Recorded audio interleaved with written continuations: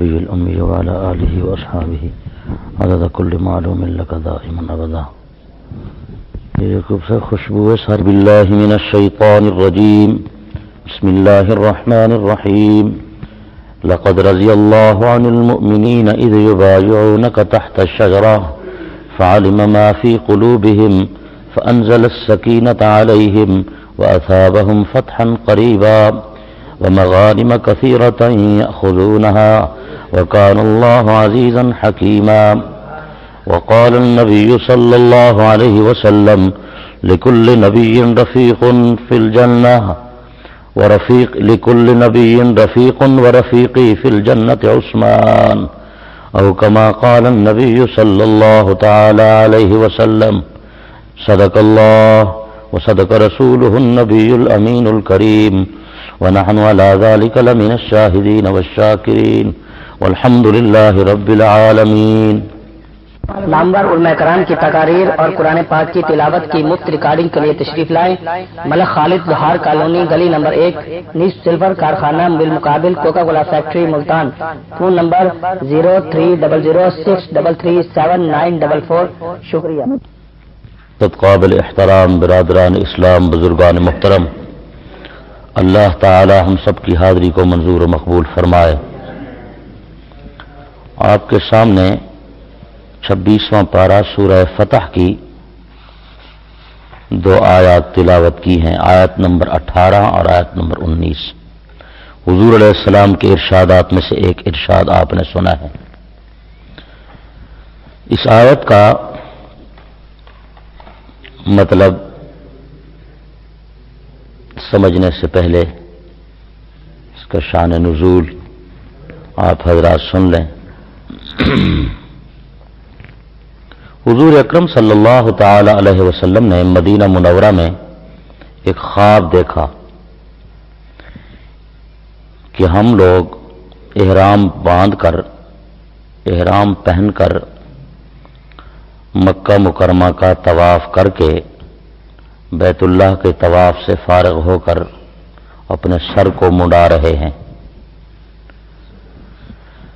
مکہ مکرمہ سے آئے ہوئے ان حضرات کو تقریباً 5 سال سے زیادہ عرصہ گزر چکا تھا.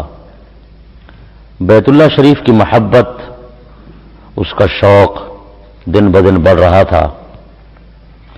جب آپ علیہ الصلوۃ والسلام نے اپنے صحابہ کے سامنے اس خواب کا اظہار فرمایا تو صحابہ کرام نے یہ سمجھا کہ ابھی اسی سال ہی ہم عمرے پہ جائیں گے، حج کریں گے. سارے حضرات تیار ہو گئے، حضور علیہ الصلوۃ والسلام بھی آمادہ ہو گئے کہ چلو چلتے ہیں. تقریباً 1400 صحابہ، 1500 کے قریب صحابہ آپ کے ساتھ تیار ہوئے اور سب نے عمرے کی تیاری کر لی. مکہ کی طرف روانہ ہوئے. قربانی کے جانور بھی آپ کے ساتھ تھے. مکہ مکرمہ سے پہلے تقریباً 14-15 کلومیٹر پہلے حدیبیہ کے مقام پر پہنچے. کفار کو پتہ چلا کہ مسلمانوں کا بہت بڑا لشکر مکہ آ رہا ہے. انہوں نے سمجھا کہ شاید یہ مکے پر حملہ کرنے کے لیے آئے ہیں. آپ علیہ الصلوۃ والسلام نے وہاں سے اپنے قاصد روانہ کرنے کا ارادہ فرمایا کہ اہل مکہ کو جا کر بتائیں کہ ہم لڑنے کے لیے نہیں آئے، ہم تو بیت اللہ کے طواف کے لیے آ رہے ہیں، عمرہ کریں گے، واپس چلے جائیں گے. صحابہ میں مشورہ ہوا کہ کس کو بھیجا جائے. کسی نے ابو بکر کا نام لیا، کسی نے عمر کا نام لیا، کسی نے عثمان کا نام لیا. مختلف نام آئے. سب حضرات اس بات پر متفق ہوئے کہ حضرت عثمان رضی اللہ تعالی عنہ کو وہاں بھیجا جائے. یہ بڑی شرم و حیا والا انسان ہے اور اہل مکہ پر اس کے احسانات بھی بہت ہیں. امید ہے لوگ اس کا حیا کریں گے. حضرت عثمان رضی اللہ تعالی عنہ حضور علیہ الصلوۃ والسلام کے سفیر بن کر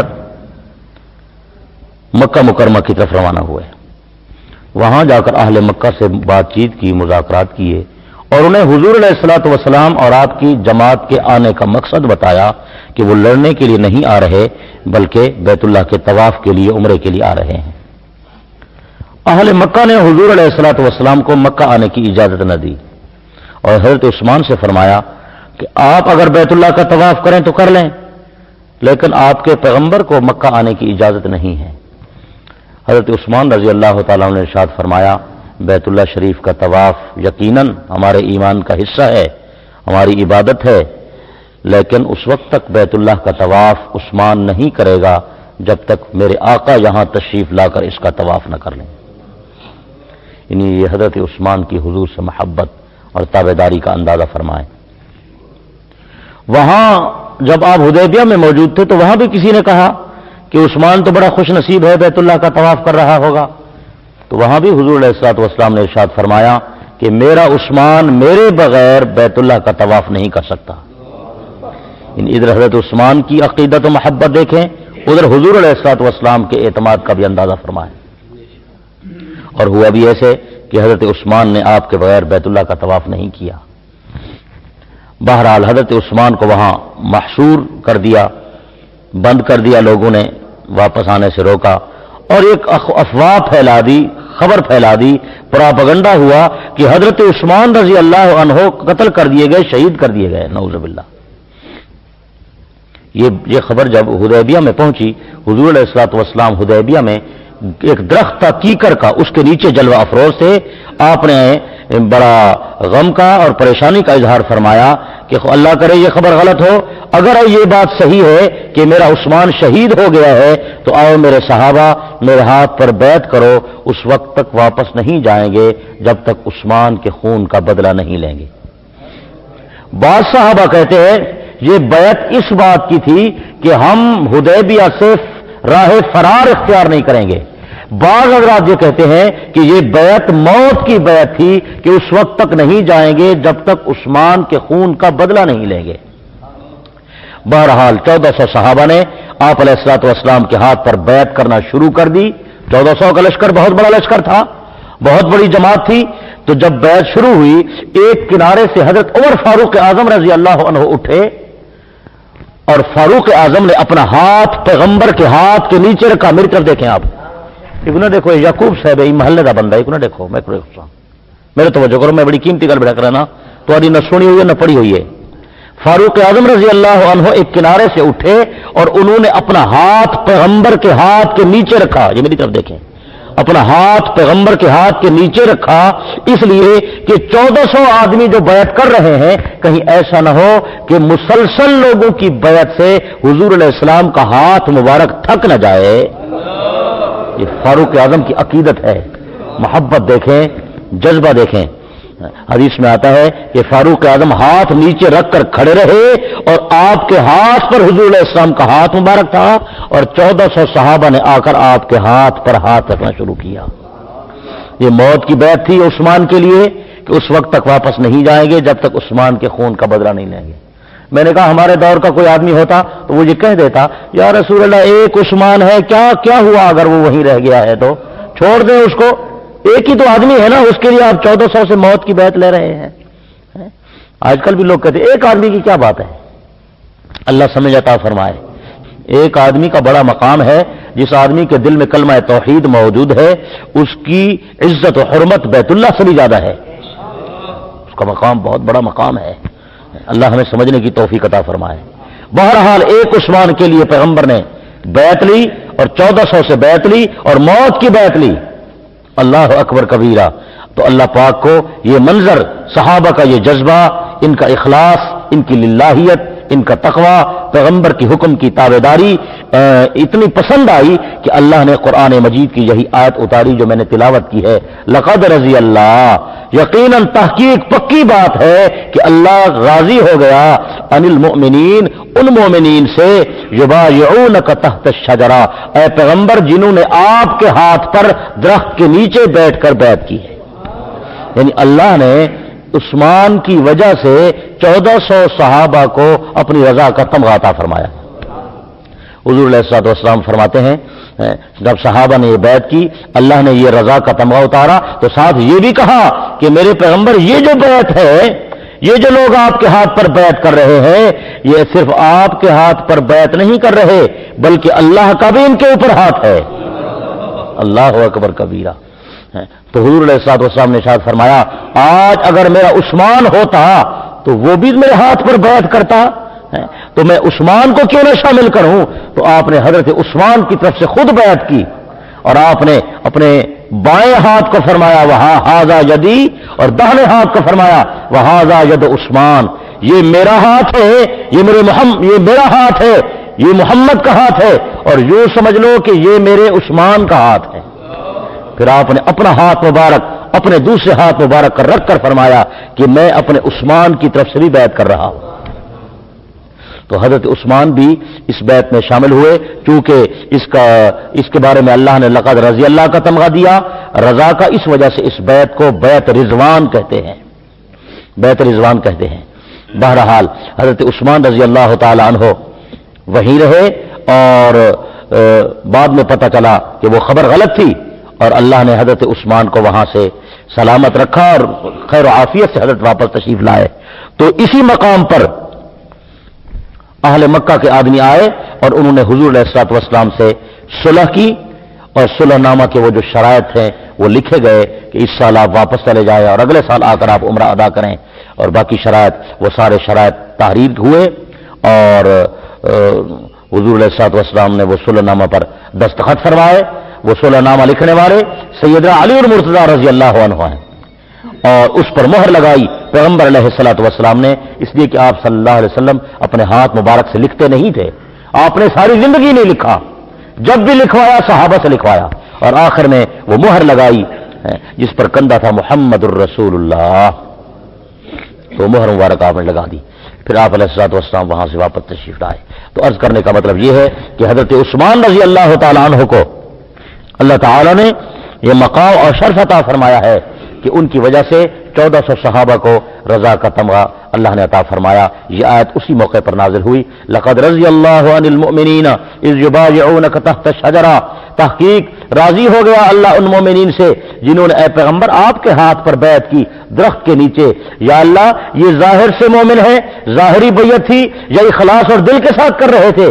अल्लाह फरमाते फ़अलिम मा फ़ी क़ुलूबिहिम, अल्लाह ने ये बात जाहिर कर दी, अल्लाह जानने ये बात समझ ली और लोगों पर इसका इजहार भी कर दिया कि लोगों, जिस तरह ये जाहिर से मोमिन है अंदर से भी मोमिन है, मैं इनके दिलों के राज को जानने वाला हूं। फ़अंज़ल सकीनत अलैहिम, अल्लाह ने इन पर अपनी सकीना अपनी रहमत नाज़िल फरमाई। व असाबहुम फ़तहन क़रीबा, और अल्लाह ने इनको इनाम में बदले में बहुत बड़े अजर व सवाब का जो है ना अल्लाह ने इनके साथ वादा फरमाया। व मग़ानिम कसीरतन याख़ुज़ूनहा, और वो माल गनीमत जिसको वो अनकरीब लेने वाले हैं, बहुत सा माल वो भी अल्लाह ने इन्हें अता फरमाया। व कान अल्लाहु अज़ीज़न हकीमा, और अल्लाह गालिब है हिकमत वाला।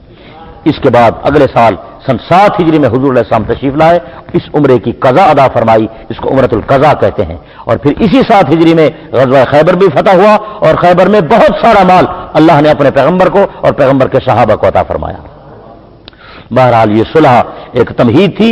उसके बाद जो है अल्लाह ताला ने इनकी वो दिल की परेशानी और सारा जो है वो गम और वो दूर कर दिया, और फिर अल्लाह ने मक्का भी फतह किया। और मक्के की फतह वो तो फतह अजीम थी, वो तो फतह आजम है कि बगैर लड़ाई के अल्लाह ने पैगंबर के हाथ पर मक्का को फतह करके और सारे लोगों को आपका ताबेदार बना दिया।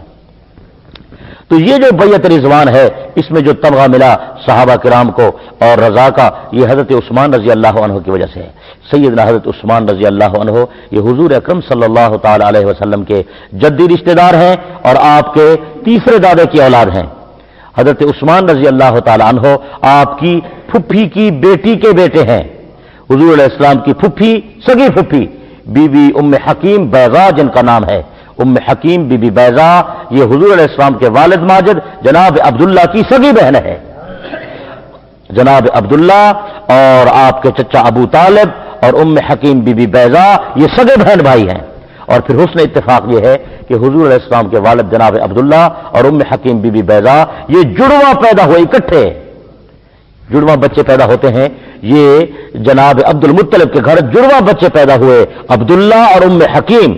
अब्दुल्ला का बेटा मोहम्मद मुस्तफ़ा और उम्मे हकीम बीबी बैजा का बेटा उस्मान बाहया। तो हजरत उस्मान रजी अल्लाह अन्हु हुजूर अलैहिस्सलाम की फुफ्फी की औलाद हैं। हुजूर सल्लल्लाहु अलैहि वसल्लम की फुफ्फी उम्मे हकीम की बेटी का नाम है बीबी अरवा और अरवा के बेटे का नाम है हजरत उस्मान रजी अल्लाह तआला अन्हु। ये दूसरा रिश्ता है। और तीसरा रिश्ता वो मशहूर है, आप जानते हैं कि पैगंबर अलैहिस्सलातु वस्सलाम ने हुजूर अलैहिस्सलातु वस्सलाम ने हजरत उस्मान को अपनी बेटी अता फरमाई जिनका नाम है बीबी रुकैया।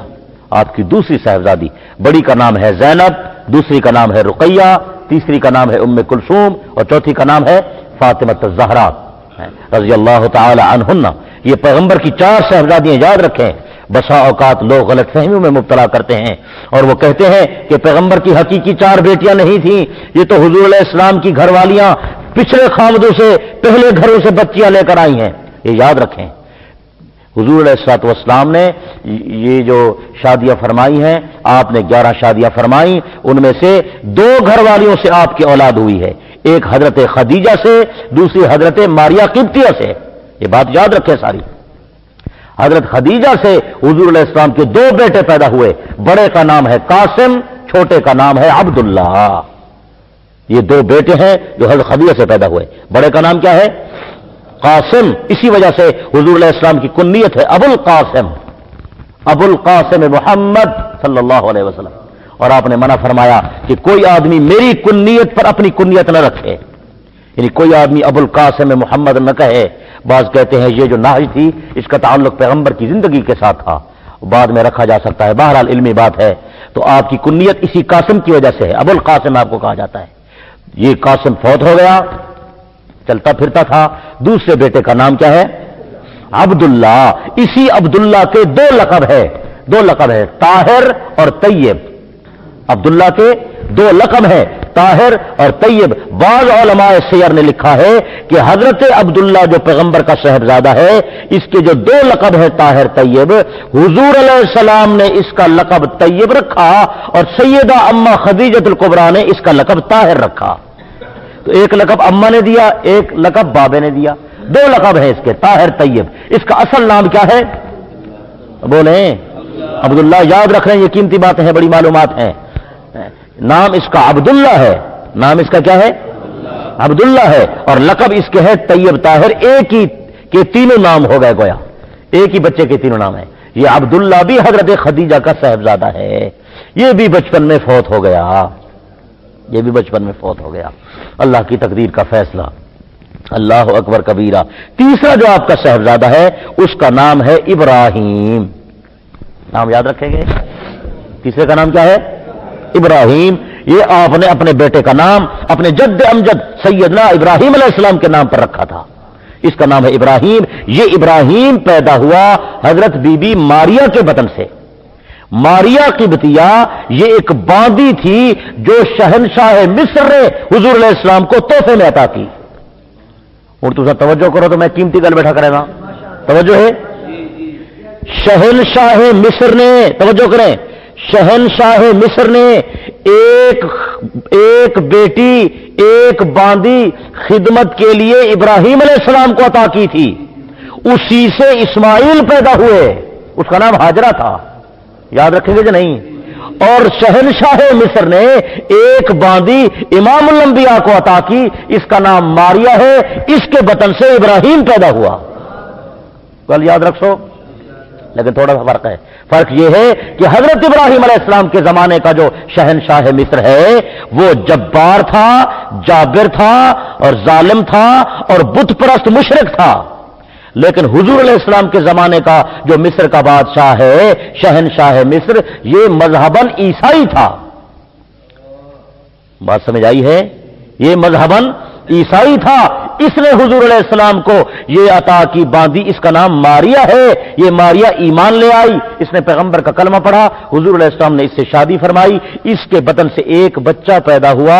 उस वक्त पैदा हुआ जब हुजूर अलैहिस्सलाम की उम्र 61 साल की थी। सही दी उम्र मुबारक कितनी आई? 61 साल की उम्र है पैगंबर दी जेड़े वेले हजरत इब्राहिम पैदा हुए।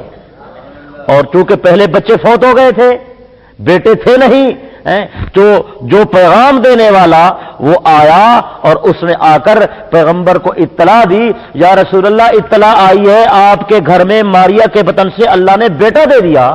حضور علیہ السلام اتنے خوش ہوئے کہ اس خوشی میں اس کو ایک کھجوروں کا باغ عطا کیا کہ اللہ نے مجھے بڑھاپے میں بیٹا دے دیا، اس عمر میں بیٹا دے دیا۔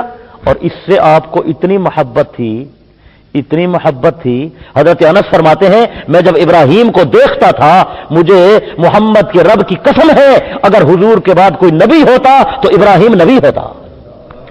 اتنا حسین چہرہ تھا اس ابراہیم کا کہ بالکل بابے کی شکل تھی اس کی۔ اللہ اکبر، ایسا لگتا تھا حضور علیہ الصلوۃ والسلام کا سارا حسن اللہ نے ابراہیم کے چہرے پر ڈال دیا ہے۔ آپ کو اس سے بڑی محبت تھی، بڑی محبت تھی، اس کو اٹھاتے تھے، یہ چھوٹا سا تھا اور دودھ پیتا تھا، اللہ کی شان، دودھ پیتا تھا کہ اللہ نے اسے بھی اپنے پاس بلا لیا۔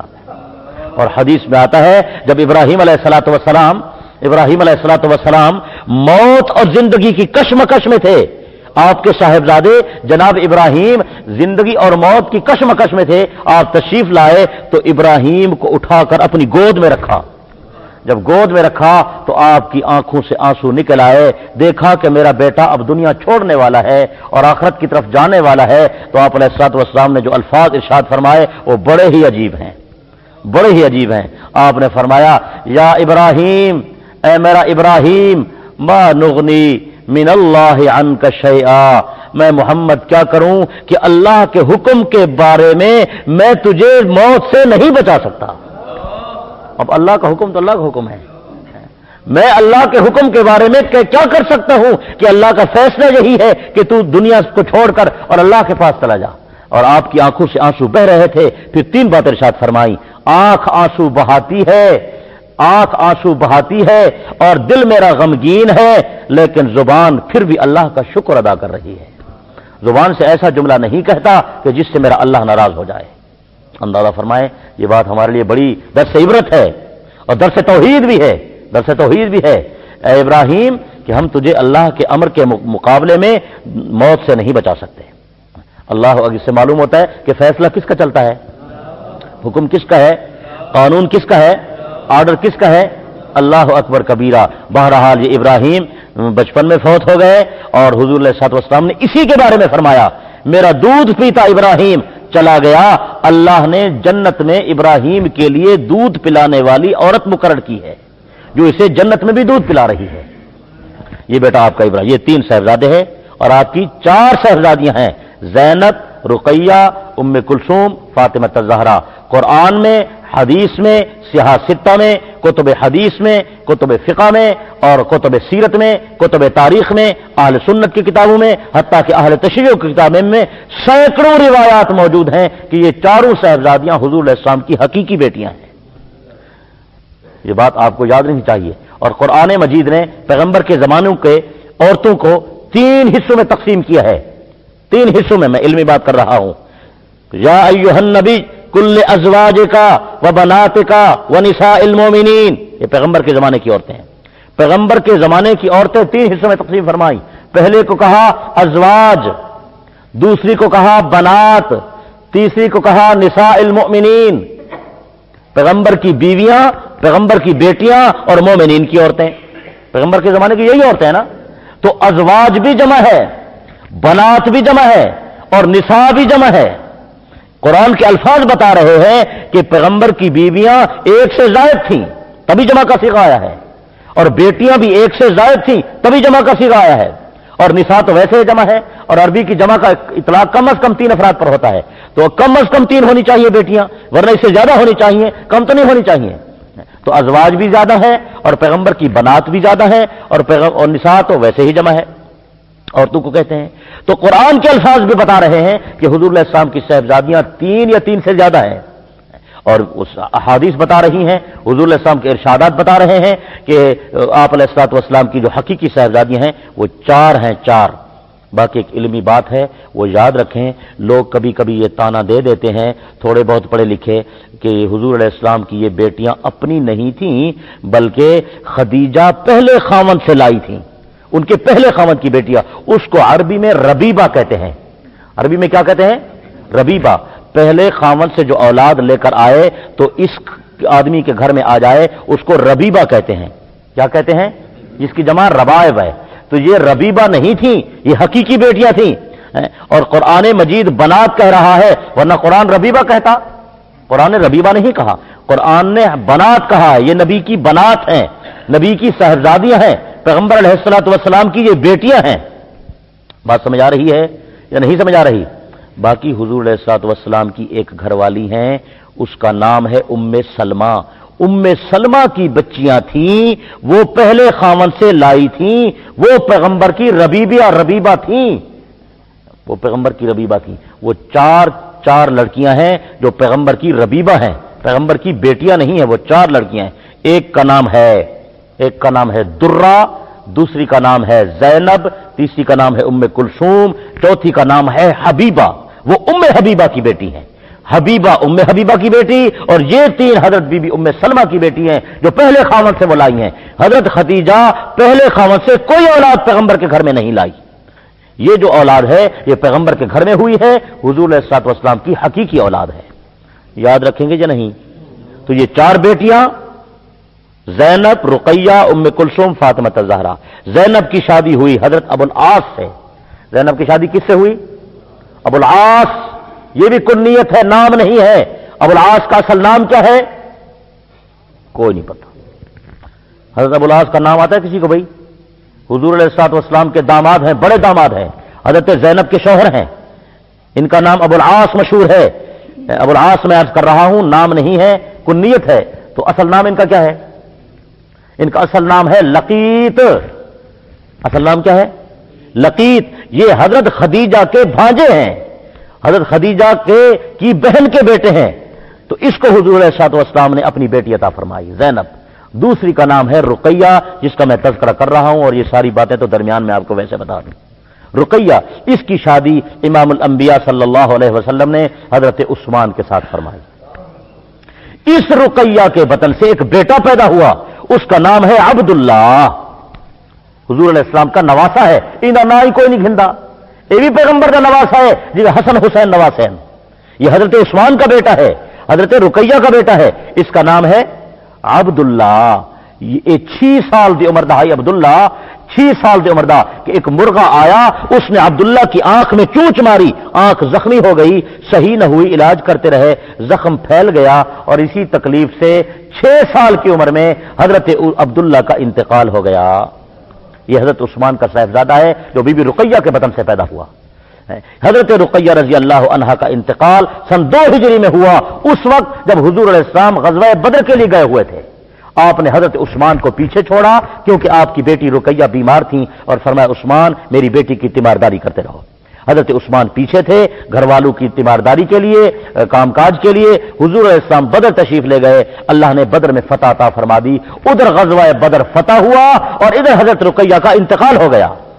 حضرت عثمان نے حضور علیہ السلام کی بیٹی حضرت رقیہ کا ادھری جنازہ اور کفن دفن اور یہاں قبر کھود کر یہاں دفن کر دیا۔ حضور علیہ السلام جب تشریف لائے تو حضرت رقیہ دفن ہو چکی تھیں۔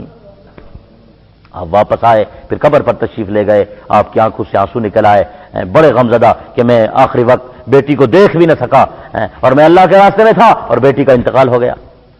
تو حضرت عثمان غمزدہ رہتے تھے، پریشان رہتے تھے۔ ایک دن آپ علیہ الصلوۃ والسلام نے ارشاد فرمایا، عثمان کیوں پریشان ہو؟ عرض کہ یا رسول اللہ آپ کے ساتھ رشتہ تھا، رشتہ میرا ٹوٹ گیا ہے۔ آپ نے فرمایا آؤ پریشان نہ ہو، کیوں پریشان ہوتے ہو؟ یہ دیکھو یہ سامنے، حدیث میں آتا ہے، آپ نے بلا کر فرمایا عثمان یہ دیکھو سامنے، یہ دیکھو یہ کون ہے؟ یا رسول اللہ مجھے کیا پتا کون؟ ارشاد فرمایا یہ جبرائیل آیا ہوا ہے، یہ مجھے کہہ رہا ہے اپنی بیٹی ام کلثوم عثمان کو دے دو۔ میں اپنی بیٹی دوسری بیٹی ام کلثوم تمہیں دیتا ہوں، اس کے ساتھ شادی کرو، پریشان نہ ہوا کرو۔ تو آپ علیہ الصلوۃ والسلام نے اپنی دوسری صاحبزادی حضرت ام کلثوم کا نکاح حضرت عثمان غنی رضی اللہ تعالی عنہ کے ساتھ کر دیا، اور آپ فرمایا کرتے تھے میں نے ام کلثوم کی شادی عثمان سے اپنی مرضی سے نہیں کی بلکہ اللہ کے حکم اور اس کی واج سے کی ہے۔ بہرحال حضرت عثمان نے اس کے ساتھ نکاح فرمایا، لیکن حضرت عثمان کی بی بی رقیہ کے گھر میں کوئی اولاد نہیں ہوئی، اللہ کی تقدیر کا فیصلہ، اولاد کا خزانہ تو اس کے پاس ہے بھائی۔ تو یہ دو صاحبزادیاں پیغمبر نے حضرت عثمان کو عطا فرمائیں، اسی وجہ سے حضرت عثمان مشہور ہے، آپ کو ذو النورین کہا جاتا ہے، دو نوروں والا، کہ پیغمبر نے اپنے دو نور حضرت عثمان کو عطا فرمائے۔ اور نہج البلاغت میں ہے، حضرت علی رضی اللہ عنہ حضرت عثمان کو خطاب کر کے بڑے فضائل مناقب بیان کر رہے ہیں، عثمان تو بڑی شان والا ہے، عثمان تو بڑے مقام والا ہے، جس طرح ابو بکر عمر نے پیغمبر کا کلمہ پڑھا تو نے بھی کلمہ پڑھا، جس طرح انہوں نے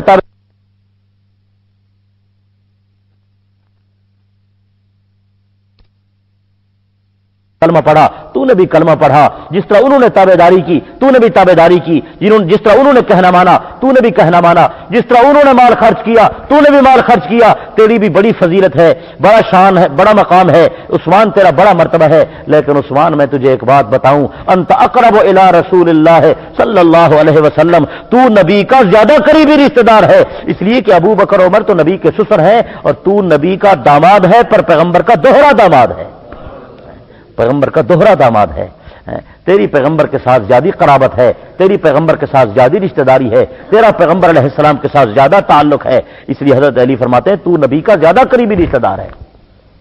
تو حضرت عثمان یہ پیغمبر کے زیادہ قریبی رشتہ دار ہیں، حضور علیہ السلام کے دوہرے داماد۔ علامہ ابن حجر عسقلانی لکھتے ہیں کہ خدا کے آسمان کے نیچے اور زمین کے اوپر کوئی آدمی ہمیں نہیں ملا، جستجو کے باوجود کوئی بندہ نہیں ملا جس کے نکاح میں کسی پیغمبر کی یکے بعد دیگرے دو بیٹیاں آئی ہوں، ایک آدمی ہے عثمان جس کے نکاح میں پیغمبر نے دو بیٹیاں یکے بعد دیگرے عطا فرمائیں۔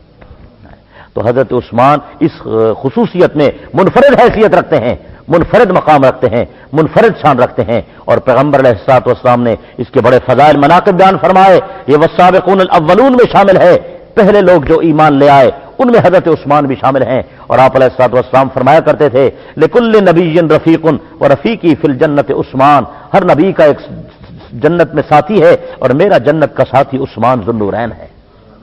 یہ بڑی فضیلت کی بات ہے، اور حضور علیہ السلام نے اس کی شہادت کی خبر بھی خود دی کہ میرا عثمان شہید ہو جائے گا اور عثمان مظلوم ہوگا، جب فتنہ پھیلے گا میرا عثمان حق پر ہوگا، عثمان مظلوم ہوگا، حق عثمان کے ساتھ ہوگا اور اللہ اس کی مدد کرے گا، اور اللہ میرے عثمان کو شہادت کا مرتبہ عطا فرمائے گا۔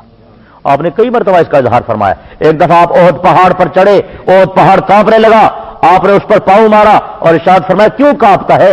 فإن علیک نبی وصدیق وشہیدان، تیرے اوپر ایک نبی ہے، ایک صدیق ہے اور دو شہید موجود ہیں۔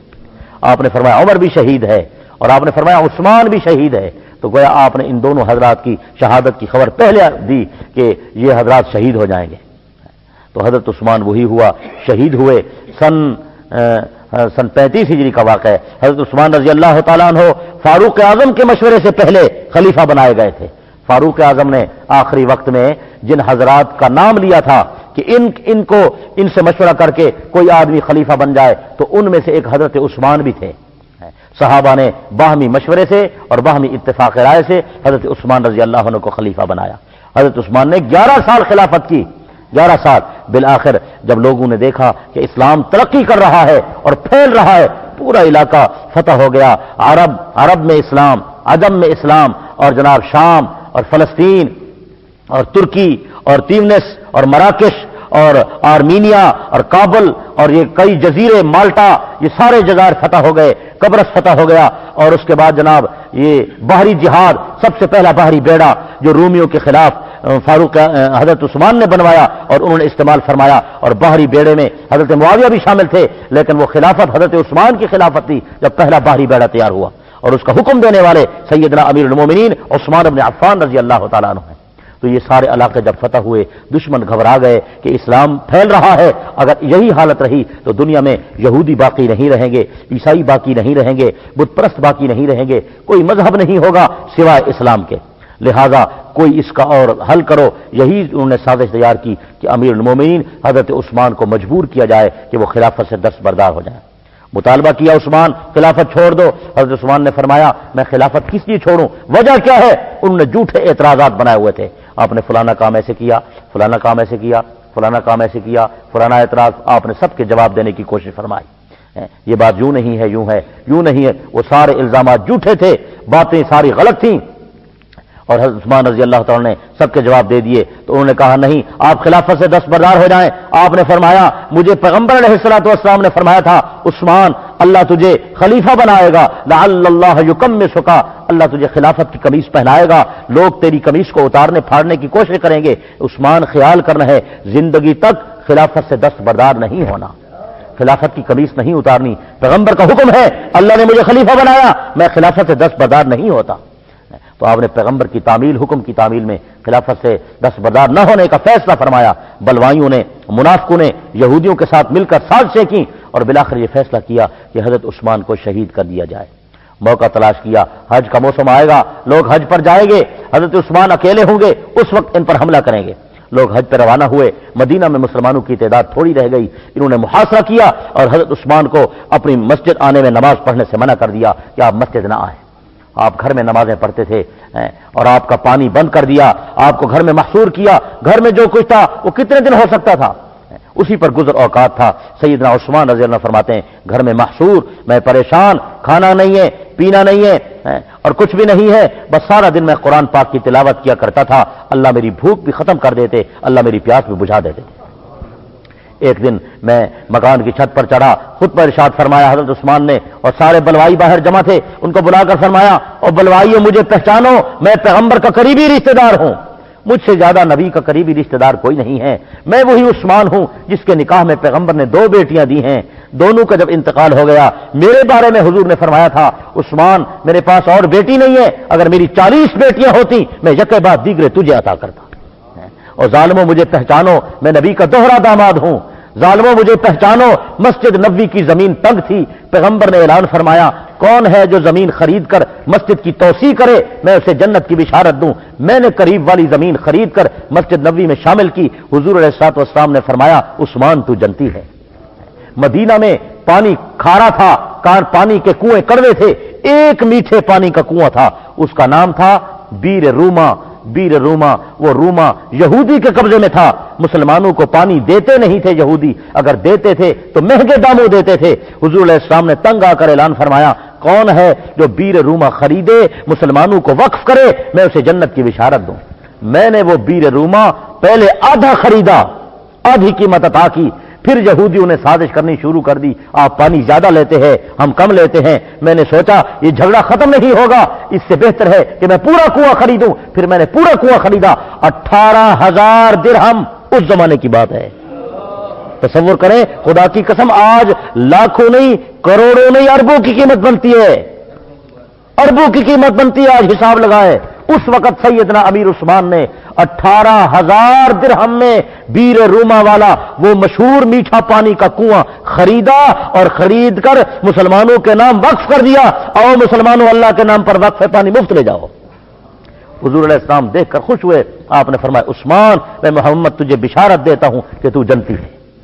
اللہ اکبر کبیر، فرمایا مجھے اس کنویں کا پانی نہیں پینے دیتے جو میرا اپنا کنواں ہے، مجھے اس مسجد میں نماز نہیں پڑھنے دیتے جو مسجد کی زمین میری خریدی ہوئی ہے، سوچو تو صحیح میرے ساتھ کیا کر رہے ہو، میں نے کبھی ظلم نہیں کیا، میں نے کبھی ہی زیادتی نہیں کی، میں نے پوری زندگی کسی آدمی کو قتل نہیں کیا، کسی ناجائز مسلمان کی میں نے گردن نہیں ماری، کسی کا ناجائز میں نے خون نہیں بہایا، اور حضرت عثمان فرماتے تھے ظالموں مجھے پہچانو، عثمان کی زبان نے آج تک گانا نہیں گایا، عثمان کے کان نے آج تک گانا نہیں سنا، اور حضرت عثمان فرماتے تھے جس دن پیغمبر نے میرے ہاتھ کو اپنے ہاتھ سے تشبیہ دی کہ یہ گویا میرا ہاتھ ہے، پیغمبر نے اپنے ہاتھ کے ساتھ مشابہت دی، خدا کی قسم اس دن سے لے کر آج تک میں نے اپنا داہنا ہاتھ اپنی شرمگاہ کو بھی نہیں لگایا۔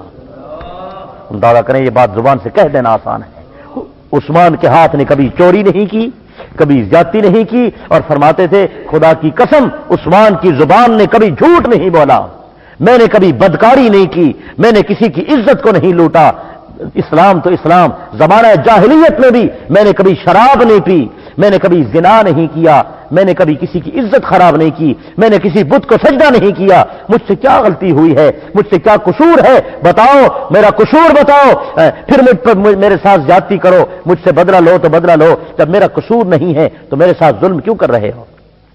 حضرت عثمان رضی اللہ عنہ نے یہ خود پر ارشاد فرمایا اور واپس تشریف لے گئے اپنے حجر مبارک میں، اپنے گھر تشریف لے گئے، سارا دن قرآن پاک پڑھتے تھے، محاصرہ تنگ ہوتا گیا۔ سیدنا علی کو پتہ چلا، آپ نے اپنے بچوں کو بھیجا، حسن حسین جاؤ اپنے چاچے عثمان کے دروازے پر کھڑے ہو کر پہرا دو۔ شاید تقدیر کا فیصلہ یہی تھا کہ حسین کو بھیجو، یہ عثمان کے دروازے پر کھڑے ہو کر صرف پہرا ہی نہ دے بلکہ یہ سبق سیکھے کہ آج عثمان کا نمبر ہے تو کل حسین تیرا بھی نمبر ہے۔ اور جب میدان کارزار ہو اور ظلم کی جب داستان شروع ہو جائے تو اس وقت صبر کر کے اللہ کے نام پر اپنی جان کی بازی کیسے لگاتے ہیں۔ یہ درسگاہ تھی جس درسگاہ سے تربیت پانے والا حسین ابن علی ہے، اور حضرت حسین نے حضرت عثمان کے دروازے سے سبق سیکھا کہ اللہ کے نام پر کیسے شہادت کا جو ہے وہ نذرانہ پیش کرتے ہیں۔ حضرت حسن حسین دروازے پر کھڑے رہے، لوگ آتے تھے اور دیکھتے تھے حسن حسین شہزادے، دروازے سے کسی کو آنے کی جرت نہ ہوئی کہ دو نوجوان دو شیر دروازے پر کھڑے ہوئے۔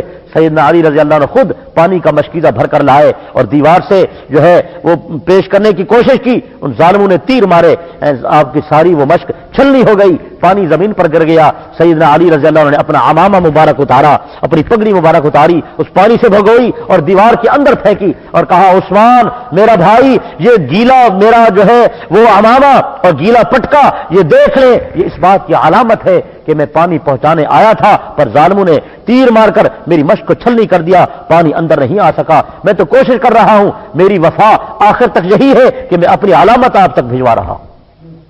سیدنا علی رضی اللہ تعالیٰ نے بھی آخر تک وفاداری کی، اپنے بیٹوں کو وہاں کھڑا فرمایا۔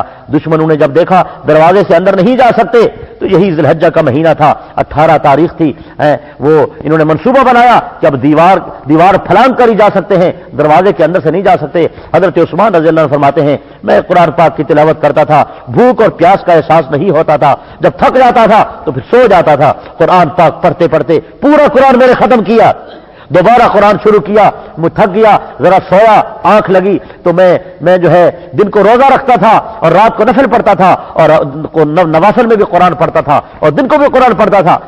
میں اسی حالت میں سویا، میری آنکھ لگی تو مجھے خواب میں حضور علیہ الصلوۃ والسلام کا دیدار نصیب ہوا۔ میں نے دیکھا آپ تشریف لائے، ابو بکر ساتھ ہیں، عمر ساتھ ہیں، آپ نے مجھے فرمایا عثمان پریشان نہیں ہونا، تو بھی روزے دار ہے، میں بھی روزے دار ہوں اور ابو بکر عمر بھی روزے دار ہیں۔ ابھی اگر دنیا کے لوگ تجھے دنیا کے پانی سے روزہ افطار کرائیں، خدا را دنیا کا پانی نہیں پینا، میں تیری انتظار کر رہا ہوں، جلدی آؤ، روزہ جنت کے پانی سے افطار کریں گے۔ سیدنا عثمان رضی اللہ عنہ فرماتے ہیں میں سمجھ گیا کہ میری شہادت کا وقت قریب آ گیا ہے، میں اٹھا، دوبارہ وضو کیا اور گھر والی بی بی نائلہ کو بلایا، وہ میں نے ایک شلوار پاجامہ بنوایا تھا وہ لے آؤ، زندگی بھر نہیں پہنا، آج پہننے کا وقت ہے، نہ معلوم ظالم مجھے کس انداز میں شہید کریں، میری زندگی میں میری عزت پر کسی غیر کی نگاہ نہیں پڑی، اب میری شہادت کے بعد بھی میرے شرم کی جگہ پر کسی غیر کی نظر نہ پڑے۔ حضرت نے وہ پاجامہ پہنا، اچھے کپڑے جو گھر میں تھے وہی پہنے، وضو فرمایا، عطر خوشبو لگائی، پھر قرآن پاک کی تلاوت شروع کی تو پہلا پارا یہی پڑھ رہے تھے کہ دشمن دیوار پھلانگ کر اندر داخل ہوئے۔ آپ کی گھر والی بی بی نائلہ آگے بڑھی تو انہوں نے حملہ کیا، بی بی صاحبہ کے ہاتھ کی انگلیاں کٹ گئیں۔ آپ نے فرمایا ظالم پر تو کم از کم حملہ نہ کرو۔ بی بی صاحبہ پیچھے ہٹ گئی، پھر ایک اور ظالم آیا، ایک نے آپ کے سر پر لوہے کی لات ماری، آپ کے سر مبارک سے خون کے فوارے نکلے، سامنے قرآن مجید رکھا ہوا تھا، آپ پڑھ رہے تھے فَسَيَكْفِيكَهُمُ اللَّهُ وَهُوَ السَّمِيعُ الْعَلِيمُ، آپ کے وہ پاک خون کے قطرات قرآن مجید پر آئے اور پوری رہتی زندگی تک وہ قرآن کی آیات اور قرآن کے اوراق وہ اور قیامت کے دن بھی وہی گواہی دیں گے۔ ہر ایک کی شہادت کی گواہی کوئی اور دے گا، کسی کی شہادت کی گواہی زمین کے ٹکڑے، کسی کی شہادت کی گواہی پتھر کے پہاڑوں کے پتھر اور کسی کی شہادت کی گواہی زمین کے ذرات۔ عثمان کتنا قیمتی ہے جس کی شہادت کی گواہی اللہ کا قرآن دے گا۔ سیدنا عثمان رضی اللہ عنہ اسی 18 ذی الحجہ کو نہایت مظلومانہ انداز میں اور بے دردی کے ساتھ شہید کر دیے گئے۔ شہید کرنے کے بعد دشمنوں کا پہرا سخت تھا، کسی کو اندر آنے کی اجازت نہیں تھی۔ آپ کی گھر والی سیدہ نائلہ مکان کی چھت پر چڑھ کر اعلان کرتی ہیں مدینے کے لوگوں، مسلمانوں کہاں چلے گئے ہو، آؤ میں تمہیں بتاؤں، آج نبی کا دوہرا داماد، آج جنتی صحابی حضور علیہ الصلوۃ والسلام کا جدی رشتہ دار، مسلمانوں کا تیسرا خلیفہ حضرت امیر المومنین حضرت عثمان ابن عفان کو نہایت بے دردی کے ساتھ شہید کر دیا گیا۔ 3 دنوں تک سیدنا عثمان رضی اللہ تعالیٰ عنہ کا بلوائیوں نے جنازہ نہیں اٹھانے دیا۔ ایسا مظلوم آدمی تاریخ پیش نہیں کر سکتی جتنی مظلومانہ شہادت حضرت عثمان کی ہے، شاید کسی کی ہو۔ 3 دن تک آپ کا جنازہ نہ اٹھا، 3 دنوں کے بعد 17 آدمیوں نے رات کے اندھیرے میں سیدنا عثمان کا جنازہ اٹھایا۔ حضرت جبیر بن مطعم رضی اللہ عنہ نے نماز جنازہ، آپ کی جنازہ کی نماز پڑھائی اور جنت البقیع میں جا کر آپ کو ہمیشہ کے لیے جنت میں سلا دیا۔ یہ 18 ذوالحجہ میں حضرت عثمان کی شہادت کا واقعہ ہمارے لیے درس عبرت ہے، ہمیں یاد کرنا چاہیے۔ یہ مہینہ ہی سارا قربانی کا ہے۔ وہ 10 ذوالحجہ کو وہ حضرت اسماعیل کی قربانی کی یاد ہے، یہ 18 ذوالحجہ کو حضرت عثمان کی شہادت کا واقعہ پیش آیا۔ آگے 27 کو فاروق اعظم زخمی ہوئے اور یکم محرم کو فاروق اعظم رضی اللہ عنہ کی شہادت۔ اسلام قرآن آج ہم تک پہنچا۔ یہ قرآن مجید جو آج ہم گھروں میں پڑھتے ہیں، پڑھاتے ہیں، یاد کرتے ہیں، حضرت عثمان کا بہت بڑا کارنامہ ہے۔ حضرت عثمان نے اسے لغت قریش پر جمع کر کے اس کو لکھا اور پورے بلاد عرب عجم میں پھیلایا۔ قرآن کو لکھنے والے، جمع کرنے والے، پھیلانے والے یہ سیدنا عثمان غنی رضی اللہ تعالیٰ عنہ۔ ساری دنیا، ساری امت مل کر بھی ان کے احسان کا بدلہ نہیں اتار سکتی۔ بہرحال ان کا تذکرہ ہمارے ہاں عبادت ہے، ان کی باتیں ہمارے لیے درس عبرت ہے، لائق عمل، لائق تقلید ہے۔ اللہ ان کی قبروں پر رحمتوں کی بارش نازل فرمائے، اس سے زیادہ درجات ان کو عطا فرمائے۔ ہم ان کے لیے دعائیں کر سکتے ہیں اور ان کی دعائیں کرنے سے یقیناً ہماری آخرت کو اللہ سنواریں گے۔ وہ عثمان جس کو پیغمبر نے 1 دفعہ نہیں، 10 دفعہ نہیں، 20 دفعہ نہیں، 30 دفعہ نہیں، 40 50 60 دفعہ نہیں، بقول ابن حجر کے حضور علیہ الصلوۃ والسلام نے حضرت عثمان کو 80 مرتبہ فرمایا، عثمان تو جنتی ہے، عثمان تو جنتی ہے، عثمان تو جنتی ہے، عثمان تو جنتی ہے۔ اور پیغمبر نے عثمان کے دشمن سے نفرت کا اظہار فرمایا۔ ترمذی شریف میں حدیث موجود ہے کہ حضور علیہ الصلوۃ والسلام کی تاکید تھی کہ جو ہے جنازہ میں محمد خود پڑھاؤں گا۔ ایک آدمی کا جنازہ لائے، آپ علیہ الصلوۃ والسلام نے اس کا جنازہ پڑھانے سے انکار فرما دیا، میں اس کا جنازہ نہیں پڑھاتا۔ یا رسول اللہ آپ اس کا جنازہ کیوں نہیں پڑھاتے؟ آپ نے فرمایا کہ یہ جو آدمی ہے یہ میرے عثمان سے دشمنی رکھتا تھا، میں محمد اس کا جنازہ نہیں پڑھاتا۔ انہو کان یبغض عثمانہ، یہ میرے عثمان سے بغض رکھتا تھا، فابغضہ اللہ، اس سے اللہ بغض رکھتا ہے، جس سے اللہ بغض رکھتا ہے میں محمد اس کا جنازہ کیسے پڑھاؤں؟ تو یہ اندازہ کرے کہ یہ صحابہ کے دشمن اصل میں نبی کے دشمن ہیں، نبی کے خاندان کے دشمن ہیں، قرآن کے دشمن ہیں، خدا کے دشمن ہیں، سارے دین و اسلام کے دشمن ہیں۔ تو ان سے دوستی، جن لوگوں نے خدا سے وفا نہ کی، نبی سے وفا نہ کی، نبی کے صحابہ سے وفا نہ کی، وہ میرے اور آپ کے کیسے وفادار بن سکتے ہیں؟ تو دعا ہے کہ اللہ تعالیٰ مجھے بھی اور آپ کو بھی صحیح دین کی سمجھ عطا فرمائے، صحابہ کی سچی محبت نصیب فرمائے، ان کی عقیدت نصیب فرمائے، اہل بیت کی غلامی نصیب فرمائے۔ وآخر دعوانا الحمدللہ رب العالمین۔ درود شریف، درود شریف۔